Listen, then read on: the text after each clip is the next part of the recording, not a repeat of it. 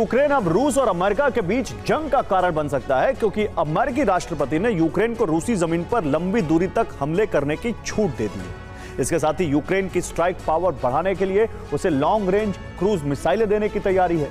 रूस ने साफ कह दिया है कि उसके शहरों पर विदेशी हथियारों से हमले हुए तो मददगार देश उसका वैध टारगेट होंगे।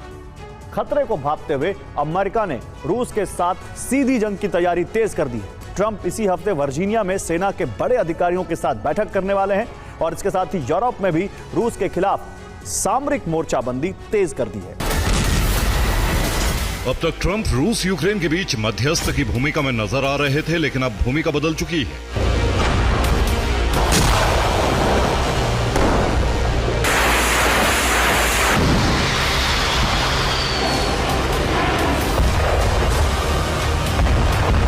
अब अमेरिका के राष्ट्रपति इस जंग में सीधे भागीदार तो नहीं बन रहे हैं, लेकिन यूक्रेन के जरिए रूसी जमीन पर हमले करने का बंदोबस्त जरूर कर रहे हैं।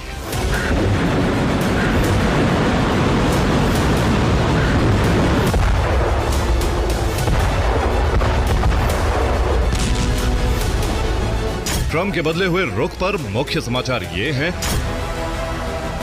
कि ट्रंप ने यूक्रेन को रूस पर लॉन्ग रेंज स्ट्राइक की छूट दे दी है। यूक्रेन को long range Tomahawk missile बिक्री पर विचार किया जा रहा है।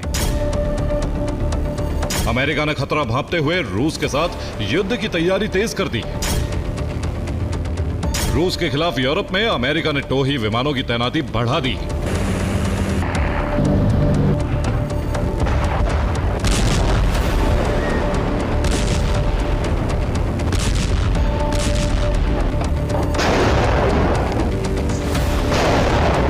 अमेरिका के उपराष्ट्रपति जेडी वेंस ने कहा है कि बहुत जल्द यूक्रेन को ऐसी शक्ति दी जा सकती है जिससे वो रूस की जमीन पर लंबी दूरी तक हमले कर सकता है।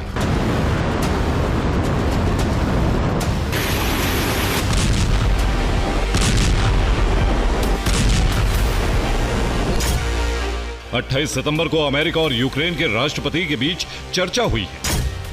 यूक्रेन ने अमेरिका को लॉन्ग रेंज हथियारों की लिस्ट दी है। इसी हफ्ते यूक्रेनी रक्षा मंत्रालय के अधिकारी वॉशिंगटन दौरे पर जा रहे हैं। इस दौरे में $90 बिलियन के हथियार खरीद का सौदा हो सकता है। युद्ध शुरू होने से अब तक अमेरिका ने यूक्रेन को $45 बिलियन के हथियार दिए हैं। यानी अब ट्रंप बाइडेन के कार्यकाल से ज्यादा हथियार एक ही बार में यूक्रेन को दे सकते हैं।